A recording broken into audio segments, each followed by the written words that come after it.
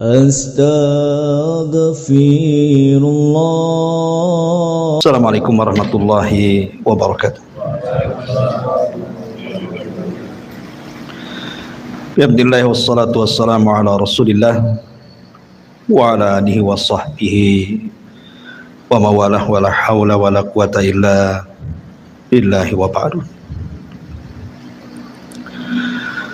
Alhamdulillah, di malam hari ini kita perdana duduk bertalabul ilmi di Pondok Pesantren Cahaya Ilmu. Baik, langsung aja, karena sesuai dengan permintaan kita mulai dari awal Al-Quran, dan awal Al-Quran itu dimulai dari surah Al-Fatihah. Saya tidak akan mengkaji secara rinci tentang ayat per ayat dalam surah Al-Fatihah, tetapi saya ingin mengkaji dari sisi asrar, rahasia-rahasia, faedah-faedah yang ada dalam surah Al-Fatihah. Ma'asyiral muslimin yang dimuliakan Allah Subhanahu wa taala, surah Al-Fatihah ini adalah surah teragung yang diberikan kepada Rasul dan juga kepada seluruh umat Islam. Karena surah Al-Fatihah ini dipisahkan dari Al-Quran. Allah Subhanahu wa ta'ala ketika menganugerahi Al-Quran itu, Allah sendirikan Al-Fatihah. Makanya Nabi SAW bersabda, utitu, aku diberikan sab'al mathani wal Qur'anil azim, diberikan 7 ayat yang terulang dan juga Al-Quran. Padahal Fatihah itu bagian dari Al-Quran, tetapi Nabi SAW memisahkan. Jadi kita diberikan 2 nikmat. Al-Quran adalah nikmat, surah Al-Fatihah sendiri adalah nikmat. Kenapa demikian? Ada hadis yang menunjukkan tentang keistimewaan surah Al-Fatihah ini. Hadis ini dari Abdullah ibn Abbas radhiyallahu anhuma. Ketika Nabi SAW sedang duduk, sami'a naqidan min fawqihi, tiba-tiba mendengar suara yang menggelegar di atas kepalanya, tentu dari langit maksudnya. Maka Nabi SAW langsung mengangkat kepalanya ke langit. Maka Jibril alaihi salatu wassalam kemudian mengatakan kepada Nabi SAW, itu adalah suara pintu langit yang terbuka. Pintu itu tidak pernah terbuka kecuali hari ini. Kemudian turunlah malaikat, dan malaikat ini tidak pernah turun ke bumi kecuali hari ini. Kemudian kata Jibril, malaikat mengucapkan salam dan mengatakan kepada dirimu, wahai Muhammad, abshir binuraini utitahuma lam yu'tahuma nabiyyun qabla. Bergembiralah wahai Muhammad, karena engkau diberikan 2 cahaya yang tidak pernah diberikan para nabi sebelum. Kemudian Jibril mengatakan, Fatihatul Kitab wa khawatim surat Al-Baqarah.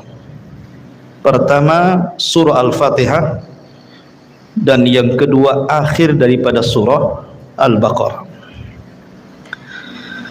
Dalam riwayat, Nabi SAW mengatakan bahwa surat ini tidak pernah diturunkan dalam Taurat, tidak pernah diturunkan dalam Injil, bahkan tidak ada yang semisal dalam Al-Quran. Apa itu? Suratul Fatihah. Dari dua riwayat ini mengetahui bahwa surah Al-Fatihah ini surah teragung, karena tidak ada dalam Taurat, tidak ada dalam Injil, tidak ada dalam Al-Quran. Bahkan yang menurunkan surat ini malaikat yang belum pernah turun ke bumi. Makanya kenapa surah Al-Fatihah ini agung sekali, karena tidak terdapat dalam kitab-kitab langit. Ma'asyiral muslimin yang dimuliakan Allah Subhanahu wa taala, surah Al-Fatihah itu ada kalimat dalam ayatnya, iyyaka na'budu wa iyyaka nasta'in. Lihat domirnya di sini, kata gantinya. Allah Subhanahu wa taala tidak menyebutkan kata ganti dengan domir mutakallim. Artinya bukan kalimatnya iyyaka a'bud wa iyyaka asta'in, bukan. Tetapi menggunakan nun. Nun itu artinya kami, jama'. Seolah-olah surat ini bukan hanya dihafal orang-orang tua saja, tapi semua manusia akan menghafal surat ini. Mau anak-anak, mau orang dewasa, mau orang tua, mau perempuan, mau laki-laki, semua membaca surah Al-Fatihah. Itu diantara sirul Fatihah, rahasia surah Al-Fatihah.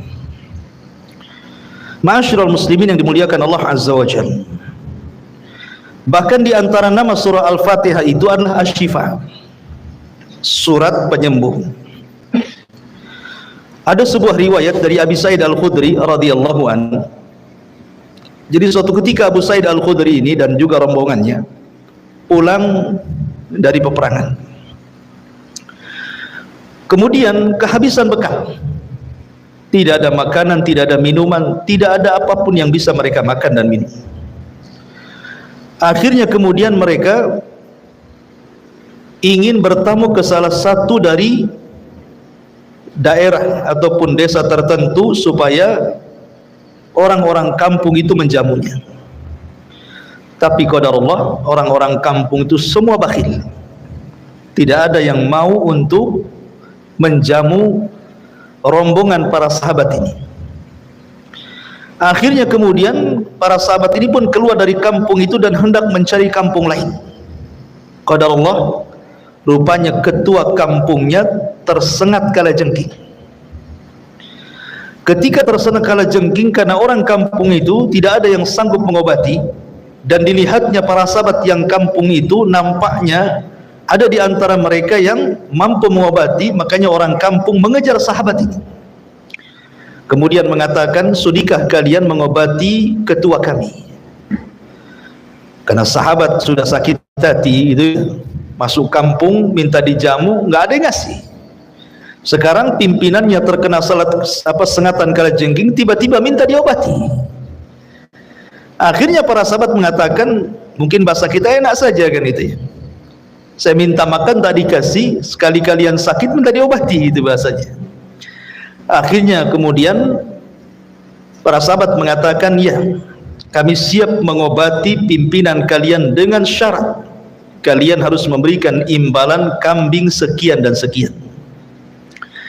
Akhirnya kemudian salah seorang sahabat membacakan surah Al-Fatihah, kemudian diusap kepada bekas sengatan kalajengking itu.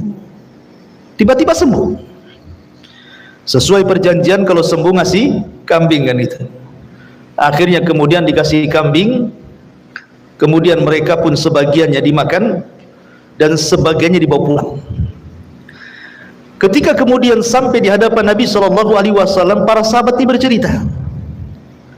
Maka apa kata Nabi SAW? Dari mana kalian tahu bahwa surat itu adalah suratul ruqyah, surat yang bisa meruqyah?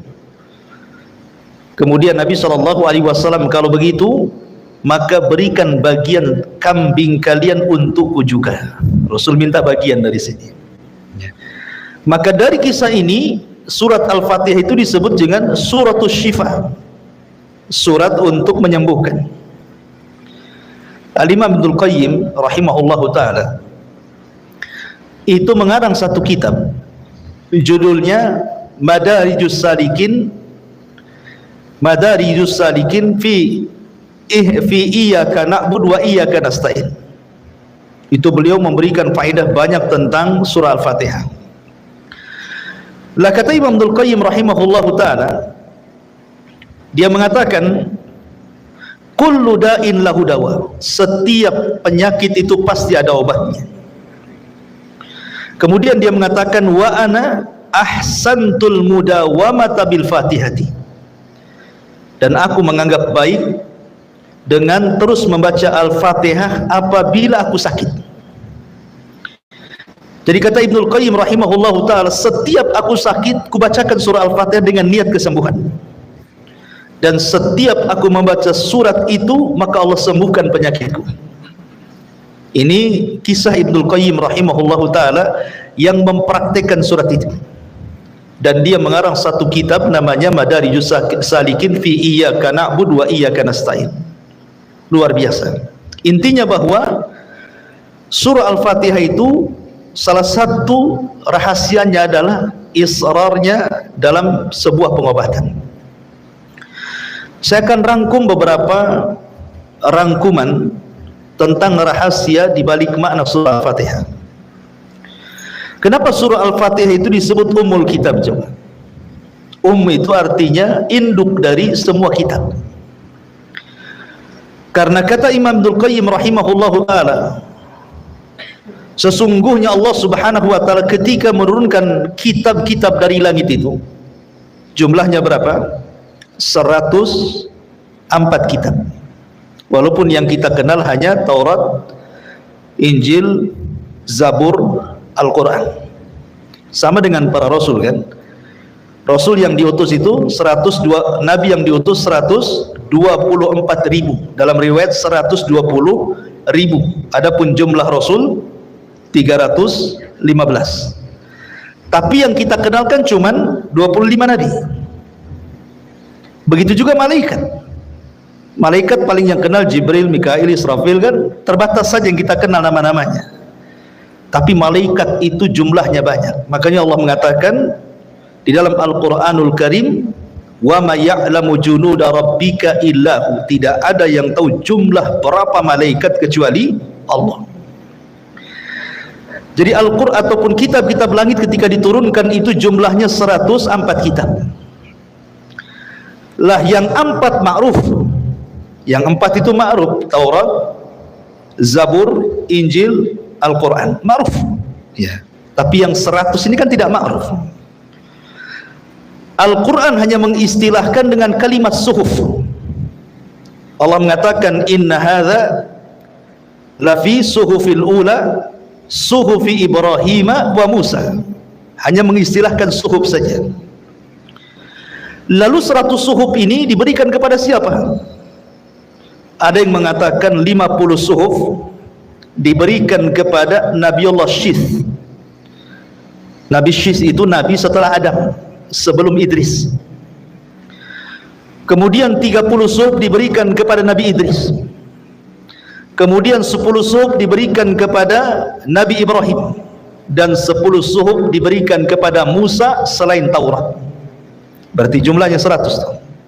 50 diberikan kepada Syith, ditambah 30, berarti sudah 80 diberikan kepada Idris, yang 10-nya diberikan kepada Ibrahim, yang 10-nya diberikan kepada Musa.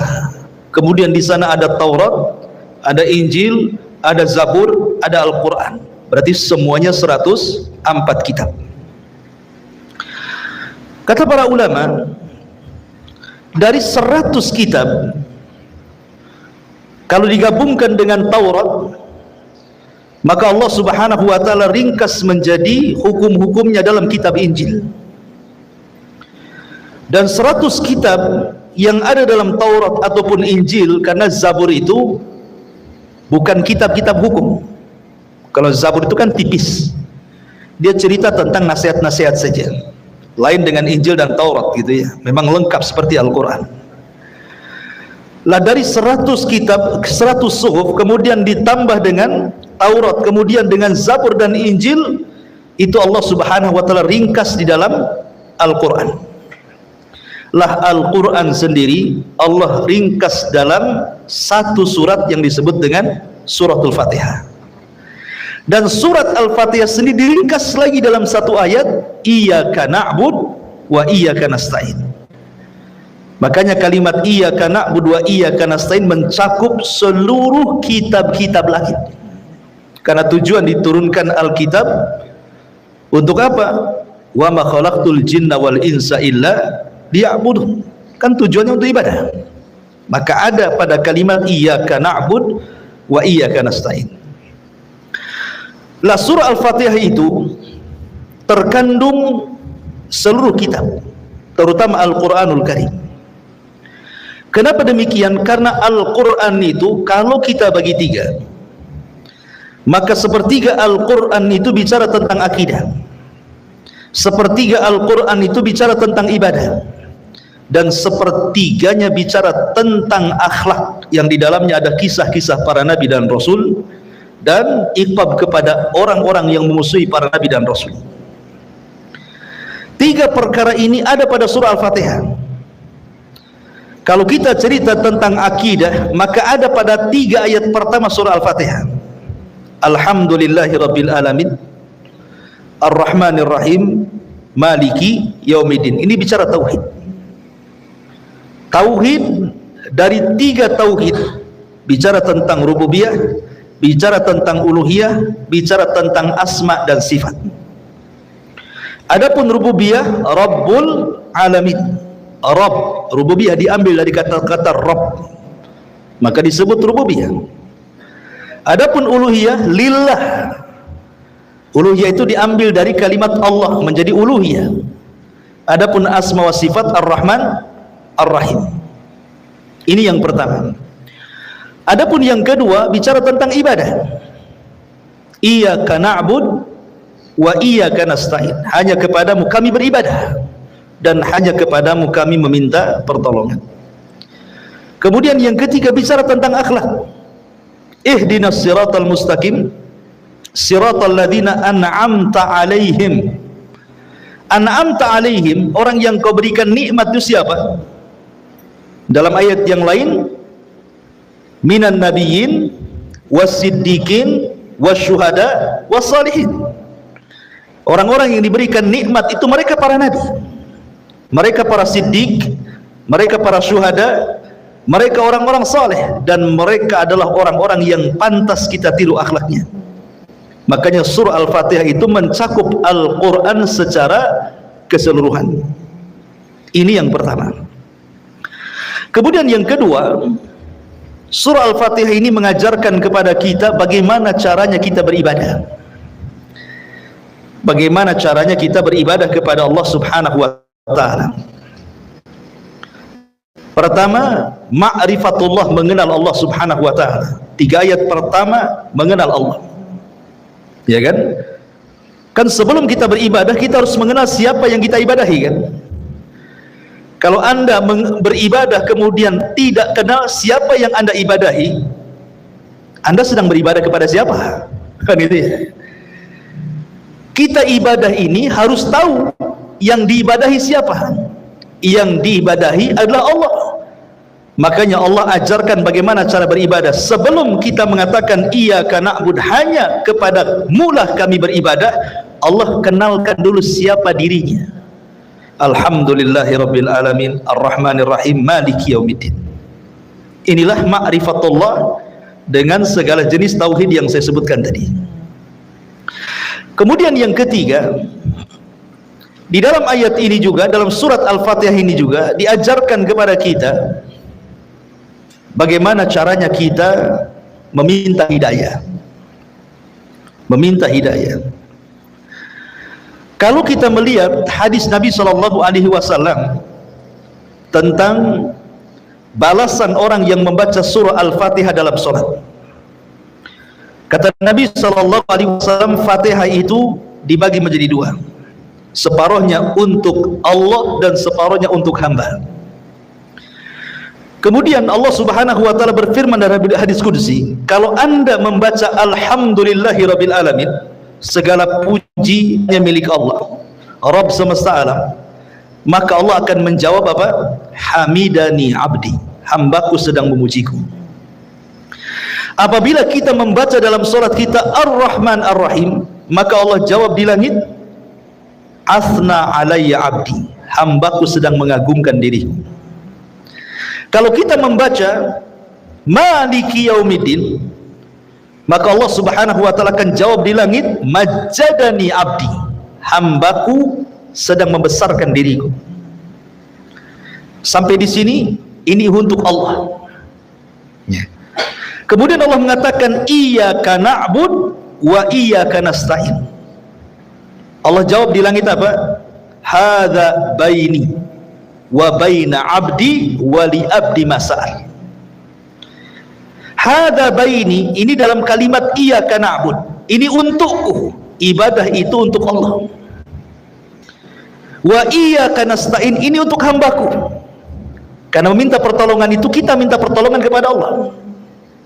Wali abdi mas'al, dan Allah berjanji akan mengabulkan hamba-hambanya yang meminta kepadanya. Ihdinas siratal mustaqim siratal ladzina an'amta 'alaihim ghairil maghdubi 'alaihim waladdallin. Sama, hadza baini, ini untukku, maksudnya hidayah milik Allah, ya kan? Karena kita tidak bisa memberikan hidayah kecuali irsyad, taufik itu milik Allah. Wa baina abdi, dan bagi hambaku, dengan cara terus berdoa meminta hidayah kepada Allah Azza wa Jalla agar dihindarkan dari sifat-sifat orang Yahudi al-maghdub dan juga sifat-sifat orang Nasrani al-zalim.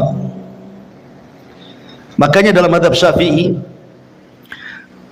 dalam sebagian mazhab mereka mengatakan kalau antum sholat, karena dalam mazhab Syafi'i itu sholat wajib membaca Fatihah, mau dikeraskan imamnya, mau disirkan imamnya, makmum tetap baca Fatihah. Itu dalam mazhab Syafi'i. Kalau seandainya seorang makmum dia masbuk, kemudian imam sedang membaca surat, antum baru memulai Al-Fatihah, tapi antum sudah membaca 3 ayat pertama, kemudian imam ruku, itu sudah dianggap 1 rakaat. Kenapa? Karena hak Allah sudah antum penuhi. Bisa paham ya? Karena hak Allah antum sudah penuhi. Ya. Tetapi kalau seandainya belum selesai baru alhamdulillah kemudian ruku, belum dianggap 1 rakaat. Paham kan? Ya, itu dalam mazhab Syafi'i seperti itu. Karena 3 ayat pertama itu hak Allah, kemudian 4 ayat setelahnya itu hak hambanya. Ma'asyiral muslimin yang dimuliakan Allah Azza wa Jalla, lah perhatikan dalam jawaban-jawaban Allah itu, Allah Subhanahu wa taala menjawab dengan 3 jawaban haknya. Pertama, hamidani abdi, yang kedua asna alayya abdi, yang ketiga majjadani abdi, hambaku sedang memujiku, hambaku sedang mengagungkan diriku, hambaku sedang membesar-besarkan diriku. Kalau dalam kehidupan kita setiap hari satu kita senantiasa memuji Allah dengan mengucapkan alhamdulillah, segala puja hanya milik Allah Azza wa Jalla, kemudian kita agungkan Allah, kemudian kita besarkan Allah, kemudian setelah itu kita beribadah kepada Allah Subhanahu wa taala, kemudian setelah itu kita berdoa kepada Allah isti'anah, maka 5 perkara ini sebab kita mendapatkan hidayah. Karena tartibnya seperti itu kan ya, tartibnya alhamdulillahirabbil alamin, berarti kita disuruh untuk memuji Allah. Ar-Rahman Ar-Rahim disuruh mengagungkan Allah. Maliki Yaumiddin disuruh membesarkan Allah. Iyyaka na'bud disuruh beribadah kepada Allah. Wa iyyaka nasta'in disuruh berdoa kepada Allah. Maka di situ Allah mengatakan ihdina. Kalau kita amalkan 5 perkara, maka kita dapat hidayah. Maka dalam surah Al-Fatihah ini terkandung bagaimana sebab kita mendapatkan hidayah. Yang ajibnya adalah dalam kalimat-kalimat Al-Fatihah, di situ ada Ar-Rahman Ar-Rahim, berarti sifatnya rahmah. Kemudian yang kedua, ada iyyaka na'budu wa iyyaka nasta'in. Kita disuruh al-ibadah, beribadah. Kemudian di situ ada kalimat al-hidayah, ihdinas siratal mustaqim. Kemudian di situ ada kalimat an'amta alaihim, nikmat. Ada rahmat, ada ibadah, ada hidayah, ada nikmat. Ini ada 4 kata dalam surah Al-Fatihah itu kan. Rahmat, kemudian yang kedua apa tadi? Ibadah. Kemudian yang ketiga hidayah, kemudian yang keempat nikmat. Alladzi an'amta, nikmat. Dari sini bahwa kalau orang sudah diberikan rahmat oleh Allah, kasih sayang, kemudian dia melakukan ibadah, maka dia akan dapat hidayah. Setelah dapat hidayah, dipastikan diberikan nikmat. Itu maksudnya, ya. Kalau kita sudah mendapatkan rahmat dari Allah, dituntun untuk menghambakan diri kepada Allah, kemudian kita ibadah. Kemudian saat ibadah kita terus meminta hidayah kepada Allah Subhanahu wa taala, dan Allah pun beri, maka ujungnya antum akan diberikan nikmat. Nikmat dunia dan nikmat akhirat. Itulah lafaz-lafaz dalam surah Al-Fatihah. Ma'asyiral muslimin yang dimuliakan Allah Subhanahu wa taala. Bahkan rukun Islam pun terkandung dalam surah Al-Fatihah. Rukun Islam itu ada berapa? Ada 5. Syahadat, salat, zakat, puasa, haji. Dari mana kita tahu rukun Islam ini ada dalam surah Al-Fatihah? Pertama syahadat. Syahadat itu adalah tauhid. Dan tauhid terkandung pada 3 ayat pertama surah Al-Fatihah.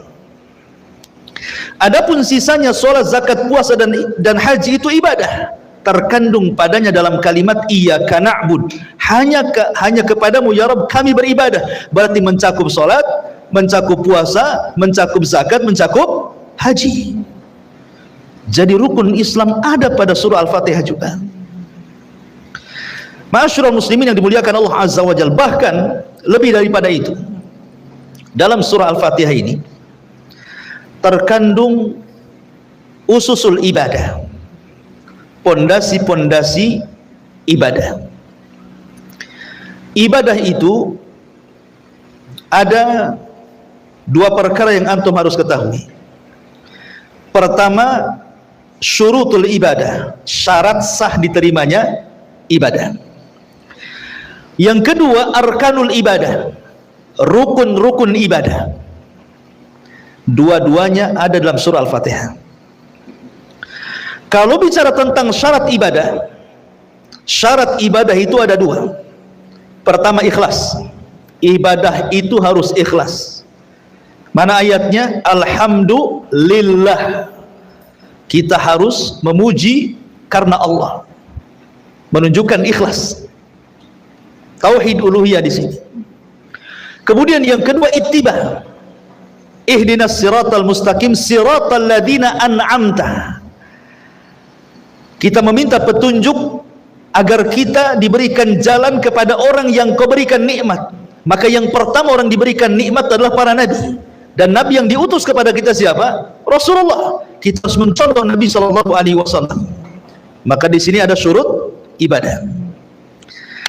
Kemudian yang kedua, arkanul ibadah, rukun ibadah. Rukun ibadah ada 3. Tidak bisa antum tinggalkan satu daripada 3 rukun ibadah ini. Ibadah tidak akan berpahala. Pertama, al-mahabbah, kecintaan kita kepada Allah. Yang kedua, al-khawfu, perasaan takut kita kepada Allah. Yang ketiga, ar-raja'u, perasaan harap kita kepada Allah Azza wa Jalla. Ini 3 perkara tidak boleh, tidak harus dihadirkan dalam ibadah. Ketika kita beribadah, kita harus cinta, bukan terpaksa. Ketika beribadah, kita harus takut tidak diterima ibadahnya. Ketika kita beribadah, kita harus mengharap dengan ibadah ini Allah akan berikan balasan berupa sorga dan kenikmatannya. Ini 3 perkara tidak boleh tinggalkan dalam ibadah. Makanya disebut arkanul ibadah namanya, rukun-rukun ibadah. Dan itu ada pada surah Al-Fatihah. Pertama, al-mahabbah, perasaan cinta. Alhamdulillah. Segala puja dan puji hanya milik Allah. Tidak mungkin kita memuja dan memuji Allah kecuali karena cinta. Makanya kalau orang cinta pasti memuji. Kalau orang benci pasti mencela. Kan begitu ya? Kalau kita memuji orang, hilang keburukannya, yang ada kebaikannya. Kalau kita membenci, hilang kebaikannya, yang ada keburukannya. Maka kalimat alhamdulillah itu artinya penanaman cinta kepada kita, cinta kepada Allah subhanahu wa ta'ala. Kemudian yang kedua, roja, harapan. Ar-Rahman Ar-Rahim, ini ada kandungan harapan. Kenapa? Karena Ar-Rahman Ar-Rahim itu sifatnya sama, rahmat, artinya kasih sayang Allah subhanahu wa ta'ala kepada kita. Di sini ada harapan, ada ketenangan bagi kita. Kita ini sedang bermuamalah dengan zat yang penuh dengan rahmat. Makanya segudang dosa yang kita lakukan, kalau kita menghadap Allah subhanahu wa ta'ala dan tidak membawa kesyirikan sedikit pun, tetap Allah terima taubatnya. Bahkan orang yang berbuat syirik sekalipun kalau bertobat, tetap diterima taubatnya. Ada harapan, harap kepada Allah subhanahu wa ta'ala. Kemudian yang ketiga, al-khawf, perasaan takut. Dari mana kita ambil? Maliki yaumiddin, bahwa Allah itu raja di hari pembalasan. Kita harus takut. Makanya kata Umar bin Khattab radhiyallahu an, ketika memberikan catatan kepada kalimat Maliki yaumiddin, beliau mengatakan, kalau seandainya orang paham bahwa di sana ada yaumuddin, yaumuddin itu hari pembalasan, ma akalal qawiyyu dhaif, tidak mungkin orang kuat memakan orang lemah. Tidak mungkin orang itu semena-mena gitu ya, menindas itu tidak mungkin. Kenapa? Karena ada balasan. Iya, di dunia dia bisa menekan orang, di akhirat dia ditekan Allah. Kan itu ya. Makanya kalau paham bahwa yaumuddin, apa din? Din itu bukan agama. Din itu artinya balasan. Semua orang akan dibalas karena kezalimannya. Makanya kalau orang paham perkataan Umar bin Khattab bahwa di sana ada hari pembalasan, tidak mungkin orang itu mencuri, tidak mungkin orang berdusta, tidak mungkin orang menipu, tidak mungkin orang zalim, tidak mungkin orang hasad, tidak mungkin orang menyakiti, tidak mungkin orang mencela, mencaci, memaki, menggibah dan yang lainnya. Kenapa? Di sana ada hari pembalasan gitu ya. Maka timbul perasaan al-khawfu, takut.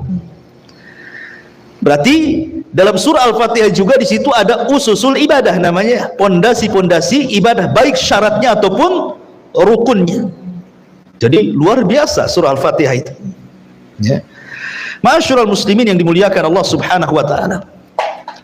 Kemudian juga kalau kita melihat petikan-petikan dalam surah Al-Fatihah, Allah Subhanahu wa taala ketika menyebut kalimat alhamdulillahi rabbil alamin, pujian hanya milik Allah Subhanahu wa taala. Sering saya jelaskan kepada antum, kalimat alhamdu itu, alhamdulillah, itu bukan kalimat biasa, tapi kalimat yang luar biasa.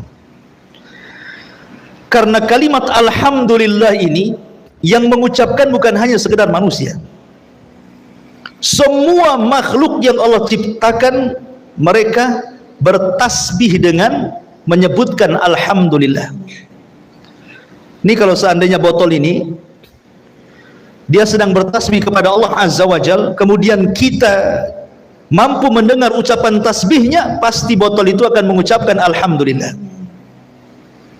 Tiang, kipas, apalagi di sini meja yang antum pakai itu, mereka semua bertasbih. Karena Allah yang mengatakan, wa im min kulli syai'in illa yusabbihuna bihamdi walakin la tafqahuna tasbihahu. Kan itu ya. Segala sesuatu yang Allah ciptakan itu semua bertasbih, cuman kalian tidak paham tasbihnya. Dengan apa mereka bertasbih? Bihamdi. Kalimat hamdi artinya kalimat alhamdulillah. Berarti kalau seandainya Allah perdengarkan pohon pisang bertasbih, pasti pohon pisang akan mengucapkan alhamdulillah. Kalau seandainya antum perdengarkan ayam sedang bertasbih, pasti ayam itu mengucapkan alhamdulillah.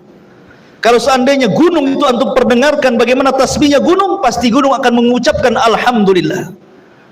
Segala sesuatu, mau lautan, mau ikan-ikan di dalam lautan, mereka bertasbih kepada Allah dan tasbihnya dengan ucapan alhamdulillahirabbil alamin. Alhamdulillah. Karena alhamdulillah itu mencakup segala lini kehidupan manusia. Bukan hanya diucapkan orang senang saja, orang susah pun mengucapkan alhamdulillah. Enggak percaya antum? Datang ke orang sakit. Gimana kondisinya? Alhamdulillah. Sakit saya tidak terlalu parah. Tuh sebelah sana itu sudah meninggal kemarin. Alhamdulillah juga dia. Padahal dia stroke. Ya. Apalagi orang sehat, kaifa haluk? Alhamdulillah bi khair. Begitu ya. Antum datang ke orang fakir, orang miskin, kaifa haluk? Bagaimana kondisimu? Kata orang fakir, alhamdulillah masih bisa makan. Gitu ya.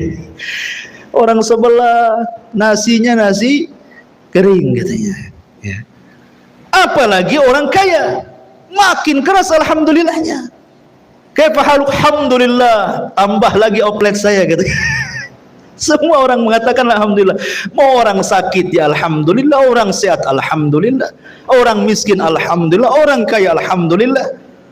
Semua orang mengucapkan alhamdulillah.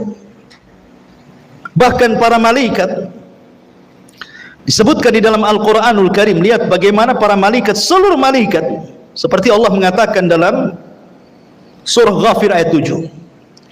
Alladzina yahminuna al-arsya wa man hawlahu yusabbihuna bihamdi rabbihim. Dan para malaikat-malaikat pemikul arasy dan seluruh malaikat di sekitarnya, mereka bertasbih dengan menyebut alhamdulillah. Semua malaikat. Dan itu juga hal yang semana antum bisa buka dalam surah Zumar ayat 75 dan dalam surah Al-Baqarah ayat 30. Ketika malaikat mendengar Allah akan menciptakan makhluk berupa manusia Adam, apa kata malaikat? Ataj'alu fiha man yufsidu fiha wa yasfiku dima wa nahnu nusabbihu bihamdik. Dan kami bertasbih kepadamu dengan cara apa? Bihamdik, artinya mengucapkan alhamdulillah. Semua malaikat apabila bertasbih kepada Allah, pasti ucapan mereka alhamdulillah. Segala puja dan puja hanya milik Allah. Karena Allah itu paling suka dipuji. Tabiat manusia juga sama kan? Antum kalau dipuji senang kan? Oh tampan padahal tidak. Oh cakep padahal tidak gitu. Oh cerdas padahal bodoh gitu. Tapi kalau dipuji kan senang kan? Kalau makhluk saja suka dipuji, makanya kenapa banyak ibadah yang ditolak? Karena ria. Walillahi matsalul a'la. Tentu Allah lebih berhak untuk itu.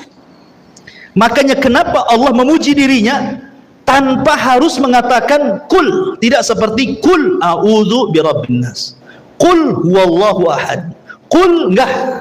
Tapi Allah mengatakan alhamdulillah. Allah tidak katakan kul ya Muhammad alhamdulillah. Ya, kenapa? Karena tidak perlu Allah mengatakan katakan ya Muhammad alhamdulillah, karena Allah sendiri sudah memuji dirinya. Tidak perlu lagi kul katakan, karena Allah itu suka dipuji.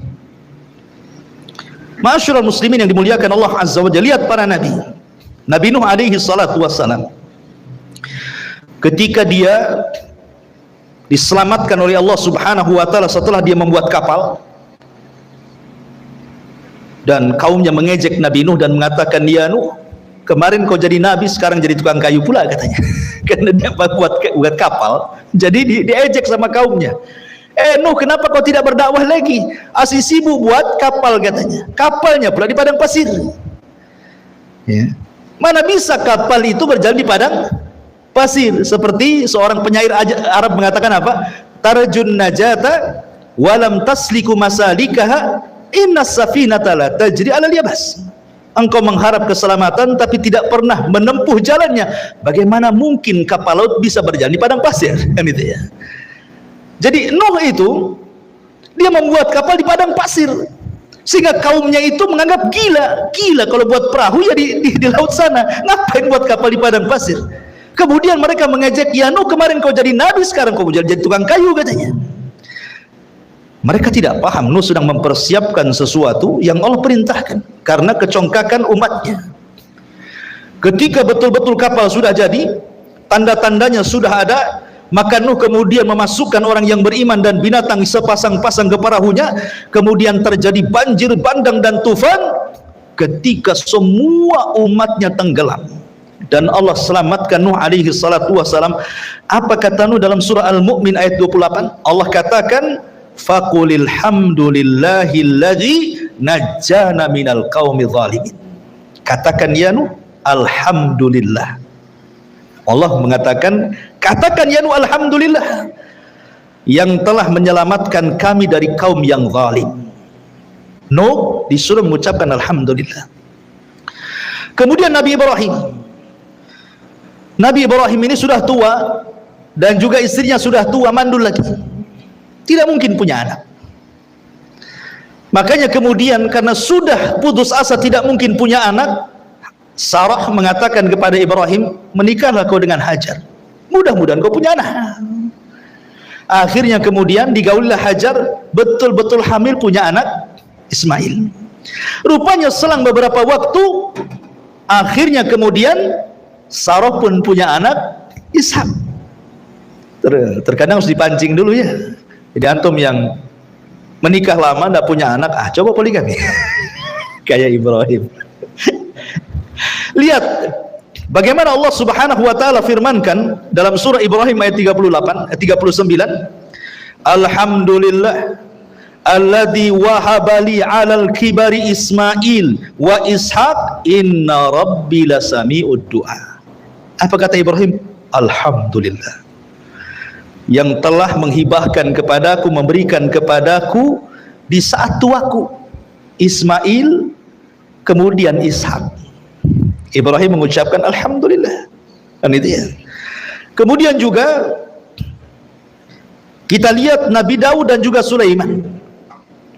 Nabi Daud itu dan Nabi Sulaiman ini kehususan nabi-nabi Bani Israel. Bani Israel itu terdiri daripada 12 putra Yakub dari 4 wanita. 12 inilah yang disebut dengan bapak-bapak Bani Israel, karena Israel sendiri adalah nama lain daripada Yakub. Yakub itu nama lainnya Israel, punya anak 12. Dari 12 ini punya anak, maka kumpulan anak-anaknya itu disebut Bani Israel. Tetapi dari putra-putra Yakub hanya ada 2. Satu turunannya jadi nabi, satu turunannya jadi raja semua.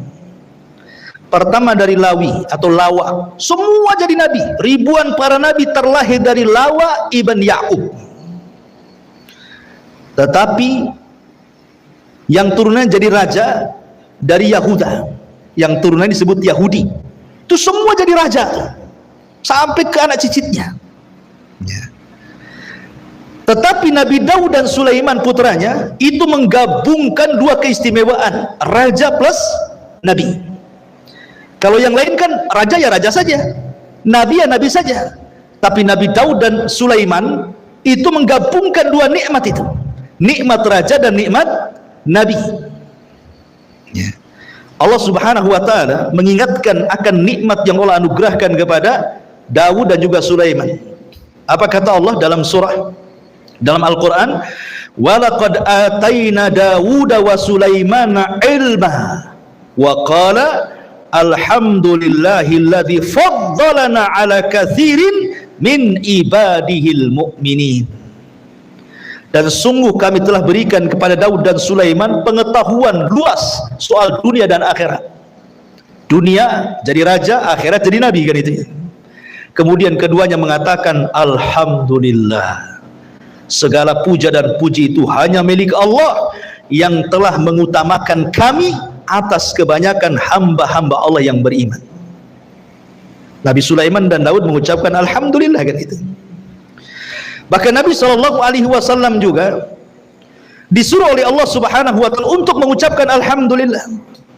Seperti Allah mengatakan, "Qulil hamdulillah wa salamun ala ibadihi alladziina astafallahu khairun amma yusyrikun." Dalam surah An-Naml ayat 59. Katakan ya Muhammad, alhamdulillah. Rasul disuruh memperbanyak ucapkan alhamdulillah. Bahkan kalimat yang pertama diucapkan Nabi Adam adalah alhamdulillah. Jadi ketika Allah Subhanahu wa taala menciptakan Adam, diutus malaikat Jibril, Mikail dan malaikat-malaikat yang untuk mengambil tanah di bumi ditolak sama bumi. Nggak boleh. Ketika diutus malakul maut, bumi tidak bisa apa-apa. Sehingga malakul mautlah yang mengambil tanah-tanah dengan berbagai macam sifat dan warnanya dari bumi diangkat ke langit. Itulah bahan baku Adam. Karena bahan baku Adam itu dari sifat-sifat bumi, ada yang keras, ada yang lembut, ada yang becek gitu ya, mungkin bahasa kita. Ada yang tanah hitam, ada yang tanah putih, ada yang merah, dan macam-macam warna tanah. Makanya sifat manusia sama dengan sifat tanah. Makanya tanah, ada orang yang keras, oh mungkin dari tanah keras gitu.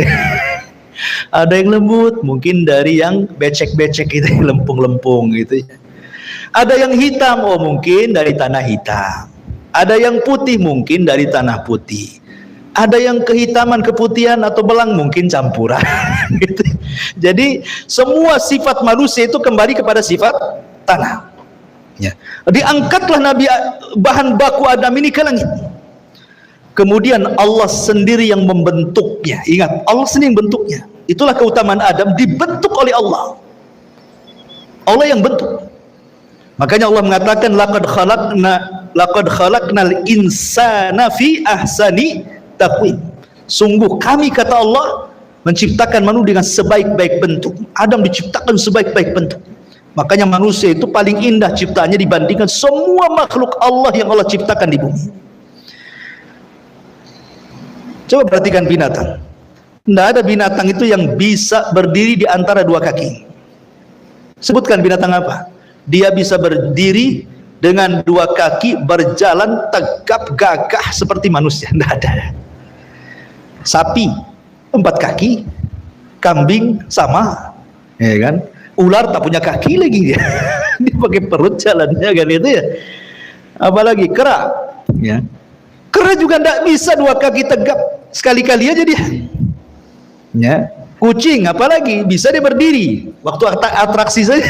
Habis itu dia tidak ada ceritanya binatang itu yang berdiri dengan 2 kaki dengan tegap kecuali manusia kan. Karena memang manusia itu fi ahsani taqwim. Allah sendiri yang bentuk.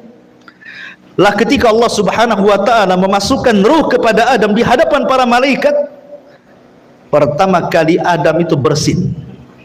Haji gitu. Ya. Apa kata Allah? Qul ya Adam alhamdulillah. Katakan ya Adam alhamdulillah. Berarti ucapan yang pertama Nabi Adam keluar dari mulutnya itu alhamdulillah. Maka Allah mengatakan yarhamuka rabbuk. Rabbmu memberikan rahmat kepadamu Adam. Makanya jadi sunnah kalau orang bersin baca alhamdulillah, di sampingnya mendoakan yarhamukallah. Tapi dari sini menunjukkan bahwa Adam membaca alhamdulillah. Pertama ucapan keluar dari mulut Adam itu alhamdulillah. Bahkan bukan hanya malaikat, Adam, para nabi, orang yang masuk neraka saja mereka mengucapkan alhamdulillah. Kenapa orang masuk neraka mengucapkan alhamdulillah? Penduduk neraka ketika mengucapkan alhamdulillah bukan karena senang, tetapi karena mereka dimasukkan ke dalam neraka bukan karena kezaliman Allah, tapi karena keadilannya. Ya. Allah itu ketika mengadab manusia bukan karena kezaliman, bukan karena Allah zalim kepada makhluk, tidak. Itu semua karena keadilannya. Sebab kalau Allah menyiksa karena kezalimannya, habis manusia itu. Makanya penduduk neraka masih mengucapkan alhamdulillah, apalagi penduduk surga. Bahkan orang yang pertama keluar dari kubur, orang-orang yang beriman ketika dibangkitkan tiupan sangkakala yang kedua, ketika manusia bangkit dari kuburannya, apa kata Allah? Allah Subhanahu wa taala berfirman, yauma yad'ukum Yauma yad'ukum fatastajibuna bihamdi wa tadhunnuna illa bistum illa qalila. Dalam surah Isra 52. Pada hari ketika Allah memanggil kalian, maksudnya membangkitkan kalian dari kubur-kubur kalian. Kemudian fayastajibun, maka kalian pun kemudian bangkit dari kuburan, kemudian kalian mengucapkan alhamdulillah. Orang-orang yang beriman ketika bangkit dari kuburan mengucapkan alhamdulillah. Ketika mereka masuk ke dalam surga, mereka pun mengucapkan alhamdulillah. Alhamdulillahilladzi hadana li hadza wa ma kunna linahtadiya laula an hadanallah. Ini kalimat ketika masuk ke dalam surga. Ketika di dalam surga, mereka juga mengucap alhamdulillah. Wa qalu alhamdulillahilladzi adhaba annal hazan. Dalam surah Yunus ayat 9 sampai 10. Kemudian akhir ucapan penduduk surga juga adalah alhamdulillah, sebagaimana Allah mengatakan di dalam surah Az-Zumar ayat 74, wa akhiru da'wana, dalam surah Yunus ayat 10, wa akhiru da'wahum anil hamdulillahi rabbil alamin. Lihat di sini, berarti orang yang beriman itu ketika keluar kuburan mengucapkan alhamdulillah, ketika masuk surga mengucapkan alhamdulillah, ketika dalam surga mengucapkan alhamdulillah, dan akhir ucapan penduduk surga alhamdulillah. Nah, jadi oleh karena itulah kenapa Rasul mengatakan, katakanlah alhamdulillah ala kulli hal, ucapkan alhamdulillah dalam kondisi apapun. Karena begini ikhwan, ketika antum kerja, yang sudah kerja, antum berangkat dari rumah ke tempat pekerjaan, ya, kemudian antum melihat ada orang yang kecelakaan, tertabrak bak gitu kan, mati. Harusnya apa yang antum katakan? Alhamdulillah. Supaya kita tidak seperti dia, gitu maksudnya, ya. Jadi setiap kita melihat musibah orang lain, ucapkan kalimat itu supaya jangan seperti dia. Karena bisa saja terjadi kepada kita. Kita ini sudah hati-hati, ya. Lampu sudah hijau, antum lewat, rupanya yang lain melanggar antum. Bisa saja terjadi kan? Ada orang makanya di jalan ini repot, antum mau ngebut nabrak orang, lambat pula ditabrak orang. Itulah jalan raya. Dan jalan raya itu tempat kematian paling banyak hari ini. Padahal di zaman Rasul tidak ada orang mati di jalan. Makanya sering saya katakan di zaman Rasul tidak ada orang mati di jalan, karena nggak ada unta nabrak keledai, gitu ya. Zaman sekarang truk nabrak tronton, gitu ya, beca ditabrak sama mobil, macam-macam. Makanya kalau melihat musibah, ucapkan alhamdulillah supaya tidak terkena musibah itu. Antum masuk nih, pulang dari ngaji, masuk ke rumah, istri sehat, anak-anak sehat, tidak terjadi kebakaran di rumah, tidak jadi apapun di rumah, tidak kemalingan, ucapan alhamdulillah. Supaya apa? Supaya selamat terus rumah itu. Itu maksudnya. Itu bentuk syukur. Bukan Allah mengatakan kan, la in syakartum la azidannakum. Kalau engkau banyak bersyukur, ku tambah. Jadi kalau kita masuk rumah melihat kondisi semua baik, alhamdulillah, insya Allah Allah tambah. Kalau sekarang istri antum satu, Allah tambah, alhamdulillah. Kata akhwat, inna lillah wa inna ilaihi rajiun. Masyarul muslimin yang dimuliakan Allah. Intinya kalau kita kupas, alhamdulillah banyak kan nih rahasia-rahasia dalam surah Al-Fatihah ini, ya. Masyarul muslimin yang dimuliakan Allah Azza wa Jalla. Ar-Rahman Ar-Rahim. Ar-Rahman Ar-Rahim ini bukan kalimat biasa, ya. Minimalnya kita ucapkan 17 kali dalam sholat kita kan, dalam sholat wajib saja, belum sholat-sholat sunnahnya. Karena Ar-Rahman Ar-Rahim itu kalau antum perhatikan, kita memperhatikan maknanya, seolah-olah kita sedang diliputi rahmat Allah, kasih sayang Allah subhanahu wa ta'ala. Kasih sayang Allah itu banyak sekali, ikhwatu fiddin, muliakan Allah azza wa jalla. Sampai-sampai Nabi SAW ketika bicara tentang rahmat Allah subhanahu wa ta'ala, Allah itu memiliki mi'atu rahmah, 100 rahmat. Kemudian anzala minha rahmatun wahidah, tapi yang diturunkan ke bumi cuma satu. Bayangkan, Allah itu punya 100 rahmat kasih sayang, tapi yang diturunkan ke bumi cuma satu. Tapi dengan satu ini saja kita bisa melihat bagaimana seorang ibu menyayangi anaknya, ya kan? Bagaimana seorang bapak menyayangi anak-anaknya, bagaimana seorang anak cinta dengan ayahnya, bagaimana sesama binatang saling sayang. Kita lihat satu saja kita melihat luar biasa, ya, rahmat bagi manusia itu. Bagaimana orang masuk surga? Yang rahmat Allah itu 99 kan di sana. Yang satu saja kita bisa melihat bagaimana kasih sayang manusia dengan manusia yang lain itu luar biasa. Seperti ada di zaman sahabat itu yang menggendong ibunya haji dari awal manasik sampai selesai karena cintanya dengan ibunya. Uwais ibn Qaran, Uwais al-Qarani itu seorang kibarut tabi'in, hidup di zaman Nabi.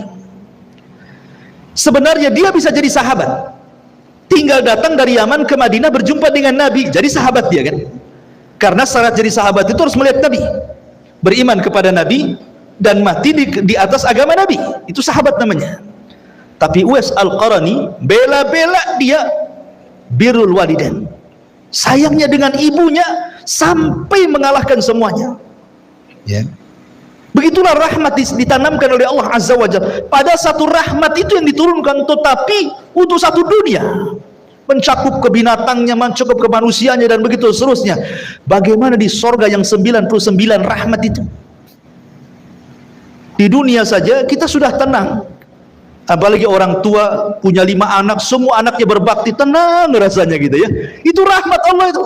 Gimana di sorga yang 99 itu kan, ya. Jadi kalimat Ar-Rahman Ar-Rahim ini bicara tentang rahmat, bicara tentang rahmat kasih sayang Allah Subhanahu wa taala kepada kita. Sehingga kalau kita yakin Allah itu sayang dengan kita, ikhwatu fiddin, maka tidak ada orang yang putus asa di dunia ini. Enggak ada. Kebanyakan orang yang putus asa itu karena tidak paham kalimat Ar-Rahman Ar-Rahim ini. Apalagi seperti tadi yang saya jelaskan, Maliki Yaumiddin, ditanamkan sifat takut gitu ya. Kalau orang paham dengan kalimat Maliki Yaumiddin, maka dia akan bisa menanamkan tingkatan Islam tertinggi dalam Islam. Apa? Muraqabah. Jibril bertanya kepada Rasul, apa itu Islam? Apa itu iman? Apa itu ihsan? Kan itu ya. Berarti tingkatan Islam itu ada 3, dimulai dari Islam, kemudian iman, kemudian ihsan. Berarti paling tinggi itu ihsan. Dalam Islam itu paling tinggi ihsan. Ihsan itu artinya merasa diawasi Allah. Dan kalau kita paham Maliki Yaumiddin, berarti Anda sedang dididik ihsan, ya, tingkatan muraqabah yang luar biasa. Sebab kalau seandainya kita paham kalimat Maliki Yaumiddin, tidak ada di dunia orang ini berbuat jahat, ikhwan. Tenang di dunia ini. Yang mencuri nggak jadi, takut nanti dibalas di akhirat. Yang mau berbohong nggak jadi, yang mau nipu nggak jadi, yang mau korupsi nggak jadi, yang mau berdosa nggak ada jadi, mau bergibah nggak jadi. Tenang dunia ini, nggak ada kejahatan kalau paham Maliki Yaumiddin. Tapi karena tidak paham, akhirnya kemudian habis sholat nyolong kotak infak. Berarti tidak paham dengan Maliki Yaumiddin. Dia mau nyuri kotak infak, itu sholat dulu dia, baca Fatihah juga dia, Maliki Yaumiddin, habis itu diambil pula kotak infak. Berarti nggak paham yang dibaca.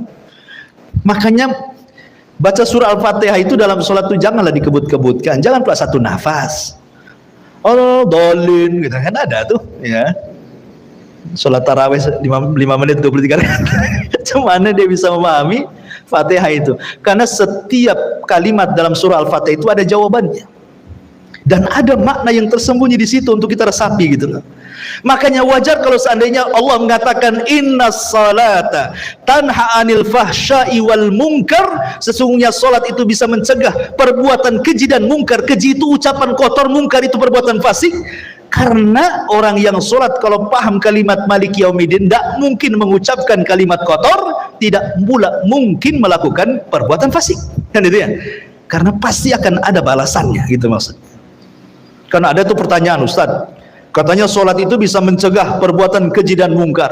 Kok habis sholat masih banyak orang mabuk? Itu yang adzan itu tukang adu ayam itu katanya. Karena tidak paham kalimat per kalimat dalam surah Al-Fatihah itu. Kalau dia meresapi Maliki Yaumiddin saja, sudah istirahatlah bumi ini dari penjahat. Itu satu ayat dalam surah Al-Fatihah. Bisa istirahat bumi dari kejahatan. Tapi karena tidak paham yang dibaca, akhirnya wajar solatnya belum mampu merubah dari perbuatan keji dan mungkar itu. Karena Maliki Yaumiddin itu mengajarkan muraqabah tingkat tinggi itu, supaya kita jangan berbuat jahat dan hanya seolah-olah kita dilihat Allah. Kemudian kalau kita lihat juga kalimat iyyaka na'bud, hanya kepadamu kami beribadah dan hanya kepadamu kami meminta pertolongan. Kata Imam Ibnul Qayyim, Allah mendahulukan ghayah sebelum wasilah. Ghayah itu tujuan, wasilah itu perjalanan ke tujuan. Nah, itu ya. Kalau kita mau ke Batu Aji itu ghayahnya, perjalanannya itu disebut wasilah, ya kan? Allah mendahulukan ghayah, tujuan hidup manusia sebelum wasilah sampai ke tujuan. Karena tujuan kita ibadah, isti'anah itu wasilah. Ya. Berarti kita diajarkan dalam kalimat iyyaka na'budu wa iyyaka nasta'in itu penghambaan diri. Apa sih itu ibadah? Ibadah itu kata lain daripada al-khudu wat tadzallul, itu ibadah. Khudu itu artinya merendahkan, tadzallul itu menghinakan. Kita merendahkan diri di hadapan Allah dan menghinakan diri di hadapan Allah. Makanya kenapa Allah itu paling suka kepada orang yang sujud. Karena ketika kita sujud itu betul-betul kita sedang merendahkan diri kepada Allah. Disitulah Allah akan ijabah setiap doa orang yang sujud. Karena hadisnya bahwa seafdal-afdalnya doa ketika sujud. Allah tidak mungkin menolak doa orang yang sedang sujud. Maka kalau ingin berdoa ketika sujud itulah, karena itu waktu rendah-rendahnya kita di hadapan Allah itu. Ketika merendahkan betul, meletakkan dahi di tanah, itulah sebenarnya merendahkan kita kepada Allah. Kalau orang paham iyyaka na'bud, saya kira tidak ada orang sombong di bumi ini. Enggak ada. Karena semuanya harus merendahkan kepada Allah. Enggak ada orang yang congkak, yang sombong, yang takabur, itu enggak ada. Kalau seandainya para penguasa itu ketika sujud dalam sholat, kemudian ketika dia membaca surah Al-Fatihah iyyaka na'bud, maknanya kita harus merendahkan dan menjadi hamba bagi Allah. Tidak mungkin kemudian dia takabur ketika menjadi pemimpin, karena di sana ada pemimpin yang sesungguhnya Allah Subhanahu wa taala. Apalah kita di hadapan Allah, wallahu akhrajakum min butuni ummahatikum la ta'lamuna syai'a. Ketika kita dikeluarkan dari rahim ibu kita tidak tahu apa-apa loh. Melihat saja tidak, mendengar saja tidak, bergerak saja tidak bisa, lemah. Baru sedikit-sedikit Allah kasih pendengaran, kasih pemandangan, kasih gerakan, kasih kekuatan. Besar sedikit, kasih kuat badan, kasih kecerdasan. Dengan cerdas akhirnya sekolah, dengan sekolah jadi insinyur, jadi dokter, jadi ini, jadi itu. Semua Allah yang kasih. Lalu kenapa Anda sombong? Itu maksudnya. Karena tidak paham kalimat iyyaka na'budu wa iyyaka nasta'in. Kalau orang paham kalimat ini, tidak ada orang nyembah, sembah. Nah, kandungan Al-Fatihah itu luar biasa kemana-mana gitu. Iyyaka na'budu wa iyyaka nasta'in. Ihdinas siratal mustaqim. Ya. Ihdinas siratal mustaqim ini cerita hidayah. Hidayah itu penting, ikhwan. Karena orang kalau tidak dapat hidayah, sesat kita.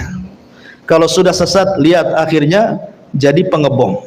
Khawarij sesat, jadi ngebom sana sini. Kan itu ya. Kemudian Syiah sesat. Ketika Asyura tanggal 10 dipukul-pukul badan sampai bayi kecil diketuk kepalanya sampai keluar darah tuh. Supaya merasakan bagaimana perih pahitnya Husain ketika dibantai di Karbala katanya. Karena kesalahan mereka. Itu kan kesalahan orang Syiah menyuruh Husain dari Hijaz menuju ke Kufah. Rupanya dibantai di situ. Yang bantai pun orang Syiah. Sehingga mereka menyesal. Makanya setiap kemudian Muharram mereka membuat ulang tahun Karbala, memukul-mukul. Lihatlah di YouTube tuh, coba antum, di pisau dikasih rantai itu, dipukul orang gila sampai bayi diketuk sampai keluar darahnya. Lihat, kalau nggak dapat petunjuk jadi gini ibadah ini, ya. Lihat orang-orang yang merasa makrifat, akhirnya tidak sholat, tidak puasa, tidak zakat, tidak haji, karena sudah makrifat, sudah kenal dengan Allah, tidak perlu sholat lagi, tidak perlu puasa lagi, maksiat pun boleh, karena Allah ada pada hatinya, sudah berkumpul dengan badan yang disebut hululiyah, manunggali kaulu gusti, orang Jawa bilang. Sudah nyatu gitu ya, sudah nyatu, akhirnya buat apa lagi ibadah? Sholat yang penting eling katanya. Kalau sudah eling dikata sholat. Dalilnya apa? Inna sholata li dzikri. Sholat itu untuk mengingatku. Berarti kalau sudah ingat tak perlu sholat. Lihat akhirnya apa? Nggak sholat nggak apa. Lihat kalau nggak kasih petunjuk seperti ini jadinya. Ya. Jadi kalau kita tidak dapat petunjuk, sesat kita. Ya. Macam-macam. Akhirnya ada orang ngaku nabi, ada pula pengikutnya. Dulu ada namanya siapa, Ahmad Musaddiq kan itu. Saya dengar sudah tobat, alhamdulillah. Ya, sempat ramai gara-gara syahadatnya. Asyhadu anna Muhammad Rasulullah diganti asyhadu anna Muhammad Ahmad Musaddiq Rasulullah kan. Alhamdulillah, kalau beliau sudah tobat, alhamdulillah, kita doakan terus dapat hidayah. Tapi kalau orang tidak dapat petunjuk jadi gitu kan? Ya. Kemudian ngaku Imam Mahdi. Baru-baru ini kan ada orang yang mengklaim bahwa ada seorang yang mengaku Imam Mahdi, ciri-cirinya ada pada dia katanya, dan sekarang sedang membuat pembaiatan di hotel tingkat 3 ya, baiat. Kalau tidak dapat baiat maka dia jadi pengikut Dajjal. Kenapa baiatnya manjur? Karena dia sudah koordinasi dengan Nabi Khidir dan Nabi Muhammad katanya. Jadi panitia itu Nabi Khidir. Coba antum loh, kalau nggak dapat hidayah jadi gini, halu, menghayal. Ya kan? Menghayal jadi kemana-mana jadinya. Itu bahaya kalau nggak dapat hidayah itu. Makanya setiap sholat kita minta kepada Allah, ihdinas siratal mustaqim, ihdinas siratal mustaqim, supaya kita dapat hidayah. Kalau nggak dapat jadi kayak gini nih, ajaran yang nggak jelas jadinya. Maka ihdinas siratal mustaqim ini penting husul antum ketika, karena yang menyelamatkan kita di dunia dan akhirat itulah hidayah. Itu yang kita cari dari awal lahir sampai kita mati, hidayah. Apalagi yang kita cari kalau bukan hidayah? Makanya kenapa hidayah itu selalu didahulukan dalam doa Nabi, Allahumma inna nas'alukal huda wat tuqa wal afafa wal ghina. Ya Allah, aku minta kepadamu hidayah. Hidayah dulu Rasul meminta, baru takwa. Karena tidak mungkin dapat hidayah kemudian dia takwa, harus dapat hidayah dulu baru dia takwa. Allahumma nas'alukal huda wat tuqa, baru al-afaf, kehormatan, menjaga kehormatan, baru kekayaan terakhir. Minta kekayaan itu terakhir. Setelah kita meminta kepada Allah hidayah, kemudian meminta kepada Allah takwa, kemudian meminta kepada Allah al-afaf, kehormatan dijaga, baru minta harta. Kita manda, tiga-tiganya tidak ada, yang ada harta aja diminta. Ya Allah kapan kaya, ya Allah kapan maju, ini saya mau buat ini, mudah-mudahan rezekinya dirasakan. Tidak ada itu, semua mintanya aneh-aneh aja. Jadi ihdinas siratal mustaqim itu luar biasa. Siratal ladzina an'amta 'alaihim ghairil maghdub. Maghdub ini majhul, maghdub maf'ul, fa'ilnya disembunyikan. Ya, ketika Allah Subhanahu wa taala menyebutkan orang-orang yang diberikan nikmat, Allah tampilkan pelakunya, an'amta, tak di situ pelaku, orang yang engkau ya Allah beri nikmat. Jadi ketika Allah menyebutnya orang-orang yang diberikan nikmat, dimunculkan pelakunya. Siapa mereka? Para nabi, para siddiqin, para syuhada, orang-orang saleh. Tapi ketika Allah menyebut orang Yahudi dan Nasrani, Allah tidak sebutkan pelakunya. Al-maghdub, yang dimurkai. Kenapa Allah tidak katakan orang-orang yang engkau murkai ya Allah, ditampakkan pelakunya? Tidak, menggunakan majhul, karena hinanya mereka di mata Allah. Karena orang-orang Yahudi itu maghdub, memang betul-betul dimurkai. Kenapa mereka dimurkai? Karena orang Yahudi itu diberikan kecerdasan yang tidak diberikan kepada umat yang lain. Tetapi mereka disesatkan sesat-sesatnya karena mereka sesat. Mereka tidak mau mengamalkan ilmunya walaupun banyak ilmu. Terbalik pula dengan Nasrani, dhalun wala dhalin. Dhal itu artinya sesat karena tak punya ilmu, rajin pula ibadah. Ya, kalau Yahudi banyak ilmu, tidak mau ibadah. Islam itu agama wasitiyah, harus tengah-tengah. Berilmu juga, beramal juga. Makanya Allah mengatakan wal asri innal insana lafi khusrin illal ladzina amanu. Maksudnya orang-orang yang berilmu wa amilus solihat, orang-orang yang beramal soleh dengan ilmunya. Baru setelah itu berdakwah wa tawassaw bil haq. Baru setelah itu sabar ketika mencari ilmu, sabar ketika mengamalkan ilmu, sabar ketika mendakwahkan ilmu. Inilah diantara rahasia daripada surah Al-Fatihah. InsyaAllah kita mulai nanti dari surah Al-Baqarah, baru kita akan jelaskan tafsir ayat per ayat, kalimat per kalimat. Karena surah Al-Fatihah ini kalau kita bahas juga, itu satu ayat satu pertemuan kan. Jadi udahlah kita global saja surah Al-Fatihah. InsyaAllah nanti ketika surah Al-Baqarah baru kita masuk tafsirnya. Silahkan kalau ada yang mau bertanya. Mungkin diantara antum yang bertanya, silahkan.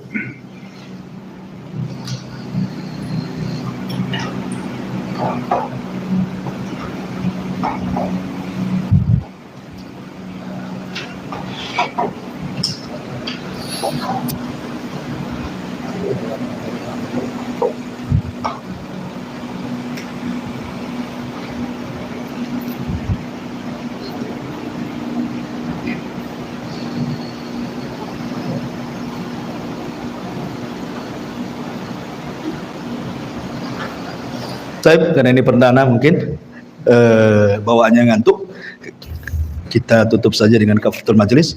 Subhanakallahumma bihamdika asyhadu an la ilaha illa anta astaghfiruka wa atubu ilaik. Allah ta'ala. Assalamualaikum warahmatullahi wabarakatuh.